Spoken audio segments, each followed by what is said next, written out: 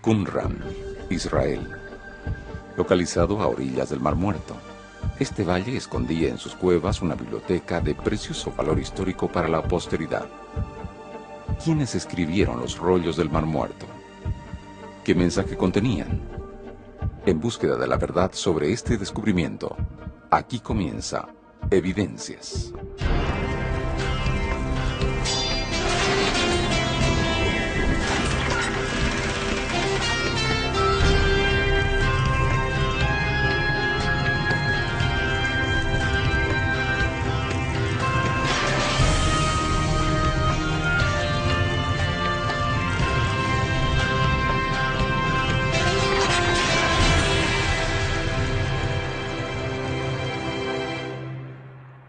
Los rollos del Mar Muerto es uno de los capítulos más recientes dentro de los estudios científicos de la historia bíblica. Un hallazgo impactante para los que defienden y para los que niegan la veracidad del relato bíblico. Pero, ¿qué son estos rollos? ¿Y quiénes lo escribieron? Los rollos del Mar Muerto son el descubrimiento arqueológico más importante del siglo XX. ¿Por qué son tan relevantes?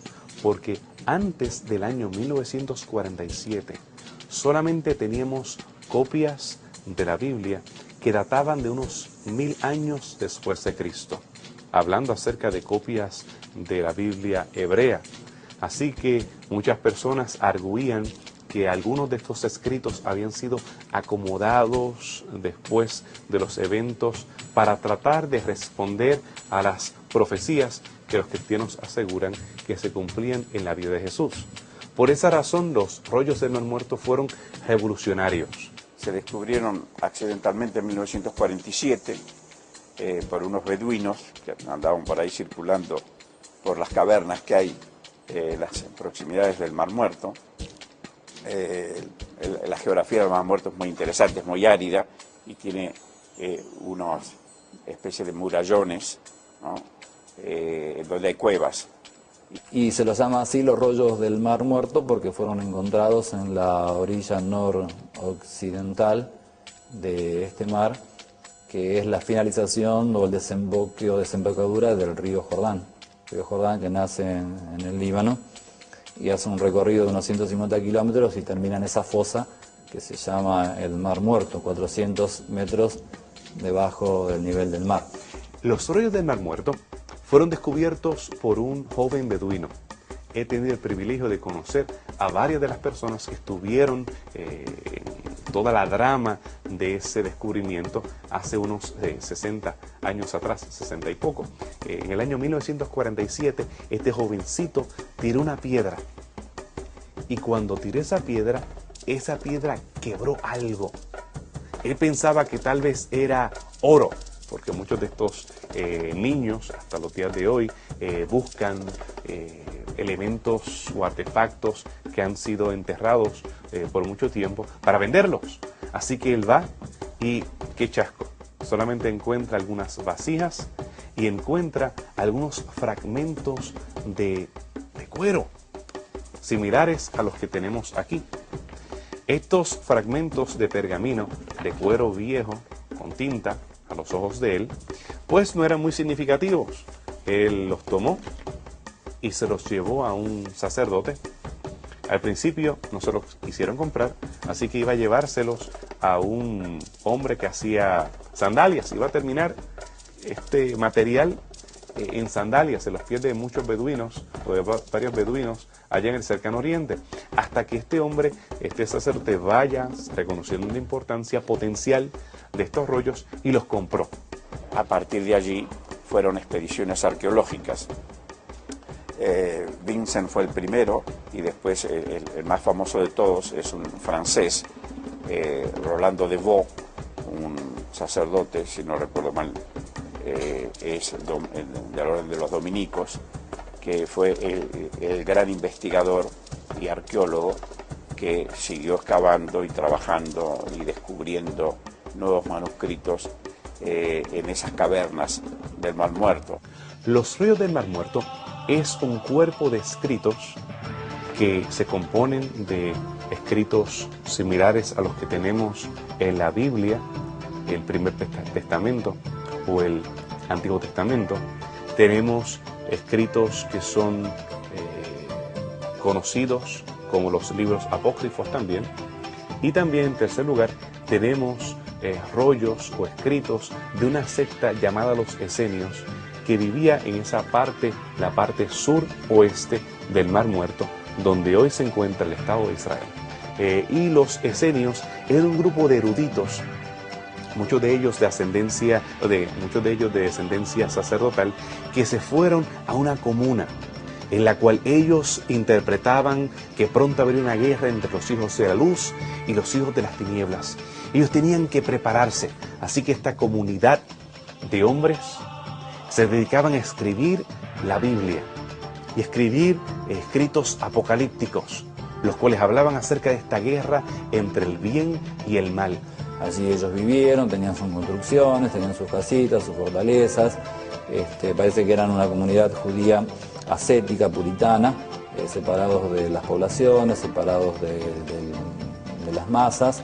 Ellos apuntaban a la purificación de la vida espiritual, sobre todo basados en rituales eternos, en la comunidad de Qumran, y ahí en ese lugar que ya se ha excavado y es un lugar muy famoso, un lugar muy turístico hoy, hay señales de muchas cisternas, estanques, se usaba mucha agua para las purificaciones que ellos tenían, y entonces parece que la llegada de los romanos en el año 63 a Palestina, o alguna sublevación o algo que no estuvo bien, y los romanos parece que atacaron la zona, el área, y lo que se supone es que estos judíos que vivían allí retirados escondieron toda su biblioteca, los libros que ellos tenían del Tanaj, los libros proféticos, los libros de la ley, los libros históricos, todos los libros que ellos tenían, parece que los guardaron en vasijas grandes, gigantes, que se usaban como depósito de alimentos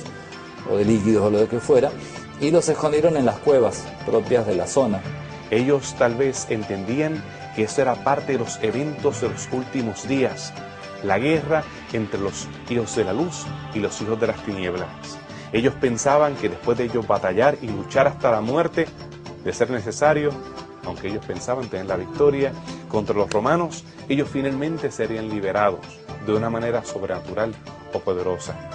Sin embargo, nadie regresó a buscar aquellos escritos y estuvieron allí enterrados por casi 2000 años, hasta nuestros días. El contenido de los rollos del Mar Muerto fue lo más asombroso de este hallazgo. Una enorme biblioteca judía del primer siglo, no solo conteniendo copias de libros del Antiguo Testamento, sino que también copias de otros libros y documentos importantes para la cultura de aquella época. En la biblioteca de Qumran se encontraron los libros del Tanaj judío, que serían los libros de la ley, de los profetas y de los escritos, que nosotros conocemos hoy como Antiguo Testamento, cientos de rollos escritos en hebreo, y es interesante ver cómo los Salmos, Deuteronomio y Isaías son los libros que más aparecen. El libro de Isaías se encontró completo, 2 rollos, una copia completa del libro de Isaías, un rollo, un comentario sobre Habacuc, otro sobre Génesis, y bueno, cientos de manuscritos conteniendo los diferentes libros de la Biblia. El único libro de la Biblia que no está atestiguado ahí en Qumran es el libro de Esther, pero quizás sea simplemente un accidente, nada más. Los esenios no solamente copiaron los libros de la Biblia, no solamente copiaron los libros canónicos de la Biblia, sino que también copiaron otros libros que por supuesto había. El Señor en los Evangelios y en las Sagradas Escrituras, en el Nuevo Testamento, se dice que esto que nosotros tenemos, esto que estamos leyendo, dicen los autores del Nuevo Testamento, no es todo lo que dijo Jesús. Jesús dijo otras cosas también, que no están en esos libritos, en esa compilación de los libros. Quiere decir que evidentemente puede haber habido otros libros con dichos de Jesús. Lo que pasa es que cuando se compilaron los libros, cuando se formó lo que se llama el canon o la regla, nuestros hermanos cristianos que compilaron el canon, no los consideraron necesarios para incorporarlos al canon, y algunos quedaron afuera del canon, y de esos libros también hay copias que hicieron los esenios. También ellos se ve que tenían algunos libros especiales que también se encontraron, el rollo de Damasco, que se llama, que eran unas reglas, de reglas judías, y también el rollo o manual de la convivencia de la comunidad, el rollo digamos, el libro de la disciplina, que se llamaba, y también otro que se encontró, un rollo muy importante, que se llama el rollo de la guerra, o la lucha entre el bien y el mal. Son los libros que se destacan en la biblioteca de Qumran. Es común que se cuestione cómo realmente era la cultura y la fe judía en el primer siglo, y qué vínculo había con el cristianismo primitivo. ¿Qué informaciones el descubrimiento en Qumran presentan sobre estos movimientos religiosos y su relación entre ellos? Este grupo nos habla más acerca del judaísmo que del cristianismo. Nos habla en cuanto a los diferentes movimientos, las diferentes sectas, especialmente los movimientos apocalípticos que había en el periodo intertestamentario entre los dos testamentos y durante el tiempo del cristianismo, cuando estaba gestándose en su infancia, ya que el grupo termina en el año 70 después de Cristo, cuando el cristianismo todavía era parte del judaísmo, era parte de los nazareos o el camino, y no tenía una identidad separada de los grupos judeocristianos o judíos que había durante el primer siglo. Pero sí nos habla acerca de la esperanza mesiánica, sí nos habla acerca de las expectativas que ellos tenían. Y ahí sí tenemos una relación con los cristianos, porque vemos inclinaciones similares. En el caso del cristianismo, las características de estos dos Mesías, el Mesías Rey y el Mesías Príncipe, juntamente con la idea sacerdotal, se unen, convergen. Cristo es Rey y Cristo es sumo sacerdote. Y así es que los cristianos veían a Jesús. Además de los libros canónicos, es importante lo que relatan otros libros. Incluso, por ejemplo, libros que no están aceptados como canónicos, pero que figuran en algunas versiones de la Biblia. Por ejemplo, la historia de los Macabeos. No son libros que la iglesia cristiana primitiva ha aceptado como canónicos, y se los considera deuterocanónicos, más allá, o escritos tardíos, incorporados después de. ¿Por qué se cerraron? Por ejemplo, el Nuevo Testamento se cerró 400 años antes de Cristo, el Nuevo Testamento, el Antiguo Testamento. Pero esos libros fueron escritos después de que se cerró el canon. En el cierre del canon participó, por ejemplo, el profeta Malaquía, por ejemplo, ¿no?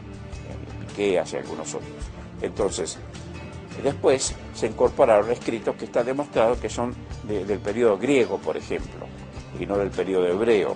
Entonces, pero esos libros, aunque no son canónicos, sin embargo, tienen contenidos históricos de costumbres que nos ilustran acerca de esos aspectos, o históricos, o de costumbres, de hábitos, de estilo de vida, y siguen siendo útiles, por más que no sean considerados inspirados. Se encontró recientemente, estamos hablando de un año y pico atrás, estamos hablando de un fragmento de piedra que pertenece a este cuerpo de los rollos del Mar Muerto.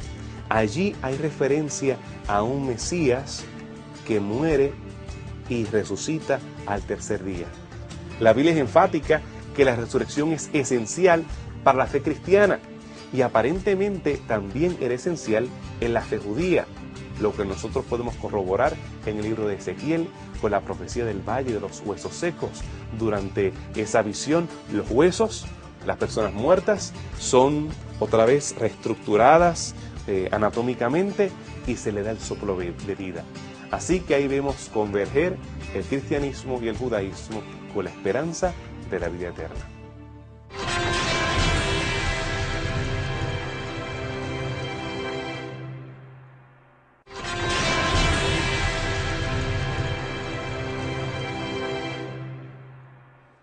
Los manuscritos encontrados en Qumran han traído gran conocimiento sobre la cultura y la fe del pueblo judío del primer siglo.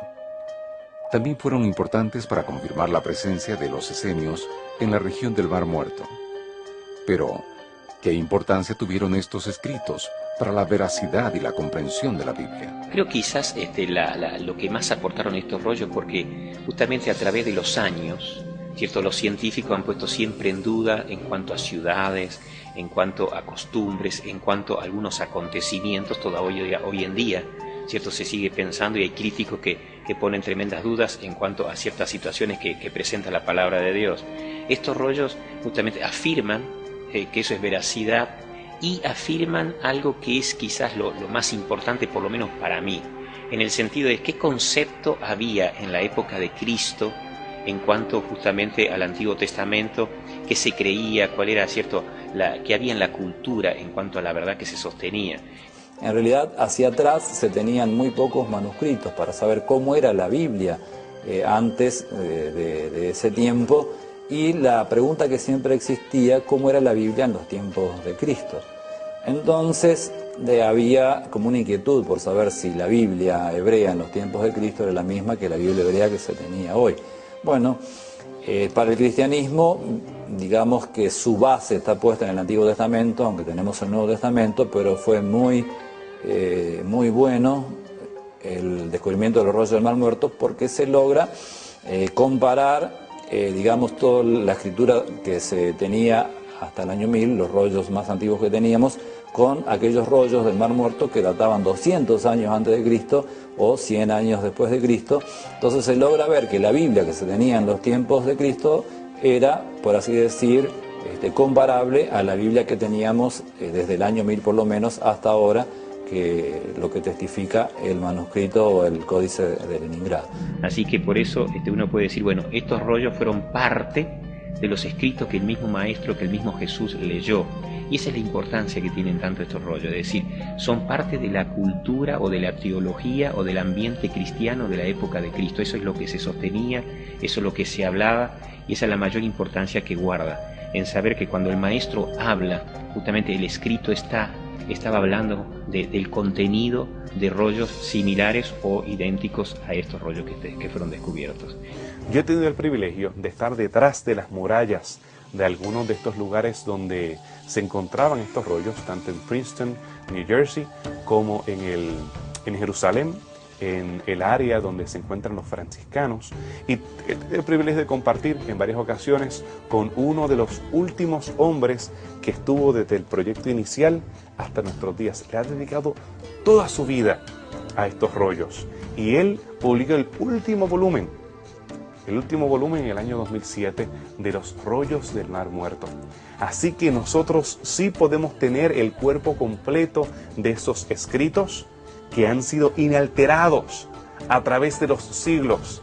Aquello que escribió Moisés, aquello que escribió Samuel, aquello que escribió Isaías, lo tenemos hasta nuestros días, y tenemos evidencia de que ha sido consistente el uno con el otro. Es decir, podemos comprobar que los manuscritos que existían 200 años antes de Cristo, 100 años después de Cristo, de la Biblia hebrea del Antiguo Testamento, coinciden con los manuscritos que teníamos en la actualidad, que no eran tan nuevos y que databan del año 1000, del año 900. Es decir, retrotraer o llevar la antigüedad de la Biblia 1000 años más hacia atrás y conseguir testigos 1200 años más antiguos de los que uno tiene para determinar la veracidad de un documento. Creo que los rollos del Mar Muerto hicieron una contribución maravillosa en beneficio de la veracidad y de la confiabilidad de la Biblia. Al analizar los rollos del Mar Muerto, es posible encontrar algunas diferencias con copias bíblicas utilizadas hoy. ¿Esto comprueba que la Biblia actual es incorrecta? ¿Qué equívocos o diferencias existen entre estos escritos? Nosotros teníamos una versión de la Biblia llamada la Septuaginta, o la versión de los 70. Esta versión de la Biblia, que está en griego, se convirtió en una versión considerada como principal, aún principal a las escrituras hebreas, porque teníamos copias más antiguas de las que teníamos de las escrituras hebreas. y algunas de las lecturas en esta Biblia difería al texto masorético. El texto masorético es el texto que tenemos hoy, estos textos de las Biblias, el Tanakh, el cual fue escrito por escribas masoretas que iban cuidadosamente llevando el registro de la Biblia. Y entonces, cuando había diferencia entre el texto masoreta y la Biblia griega, pues se prefería la Biblia griega. Sin embargo, estos escritos del Mar Muerto, que son más antiguos, en la mayoría de las ocasiones siguen la tradición, o es similar a la tradición del texto masorético. Algunos le llaman entonces a los rollos del Mar Muerto el proto-masorético. Hasta entonces, los textos mejores que había de los manuscritos bíblicos eran los escritos por los masoretas. Los masoretas eran un grupo de gente dentro de los judíos que tenían el oficio de ser escribas. Y acá viene la diferencia con los esenios. Los esenios tuvieron muy buena voluntad para copiar los textos bíblicos, pero no eran escribas de oficio. Por lo tanto, si bien esos escritos, que son más nuevos que los de los masoretas, sin embargo, no son tan fieles como los de los masoretas. Ahora, ¿por qué? La pregunta es ¿por qué? Bueno, precisamente porque los masoretas eran escribas de profesión, y el escriba de profesión tenía que someterse a preceptos muy rigurosos o a normas muy rigurosas para copiar. Por ejemplo, la copia tenía que ser tan exacta, no existía la computadora, recuerden, ¿no? Tan exacta que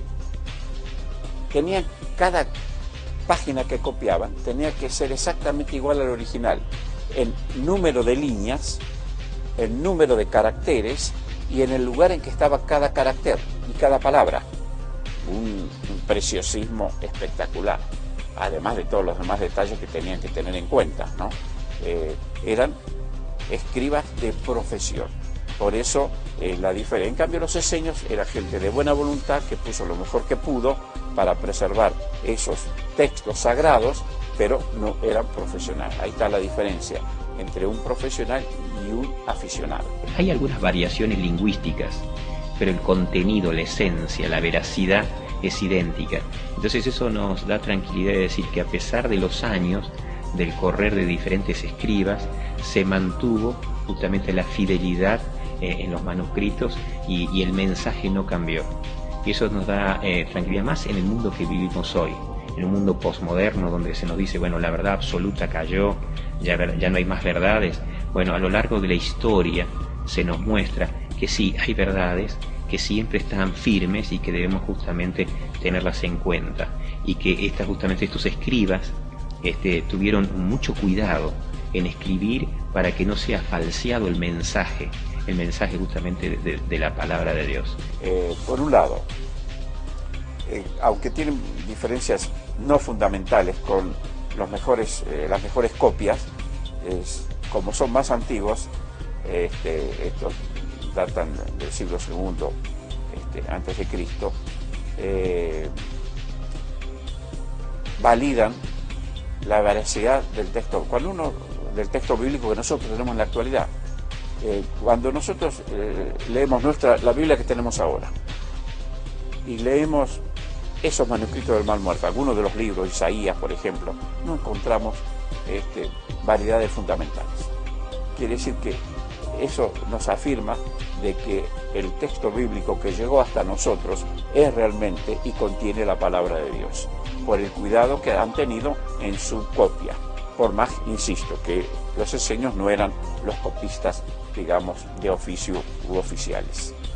En algunas ocasiones hay textos o pasajes que son similares a la Biblia Septuaginta, pero en su mayoría nosotros vemos que une y corrobora la autenticidad o la veracidad de la Biblia. Nosotros no podemos asegurar de que estas personas existieron en base a estos escritos, pero sí podemos asegurar de que son antiguos, de que fueron históricos. No se puede corroborar de que Dios le habló a alguien llamado Abraham, o a Moisés, o a un David, pero sí podemos corroborar que estas tradiciones o estos escritos son antiguos, han permanecido hasta nuestros días, y los rollos del Mar Muerto corroboran la fidelidad de estos escribas a través de los siglos. Los rollos del Mar Muerto son una evidencia más de que la Biblia que se lee hoy no sufrió modificaciones de contenido durante la historia. Entonces, ¿se puede concluir que el registro sagrado, aún hoy, puede ser confiable?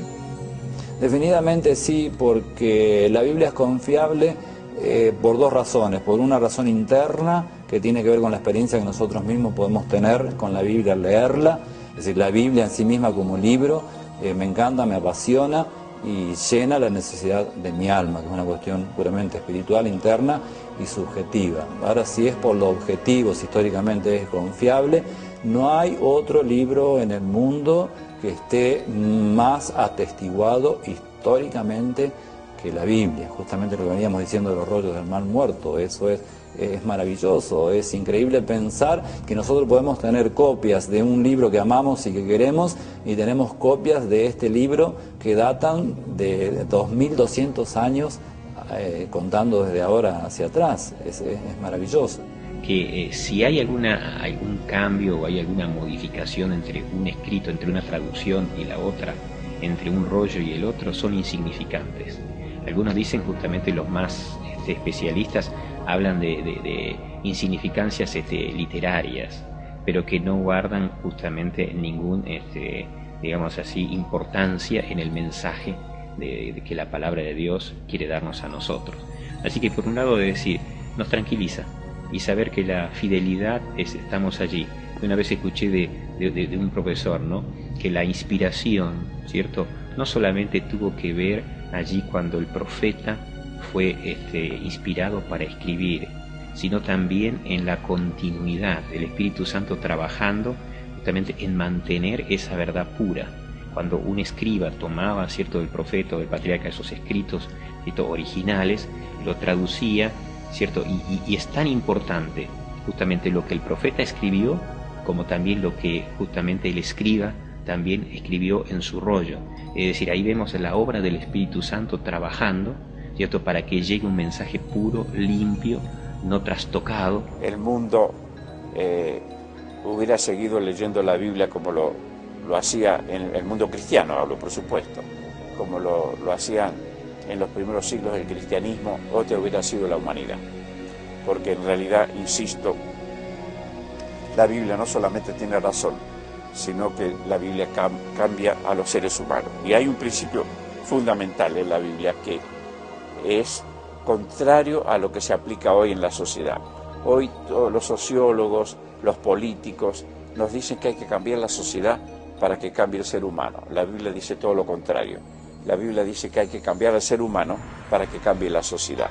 Y la Biblia puede cambiar individuos. Y al cambiar individuos, cambia sociedades. Aquellas personas que quieran buscar evidencia acerca de la historicidad o la antigüedad o la consistencia de los autores bíblicos, sí tienen en qué creer.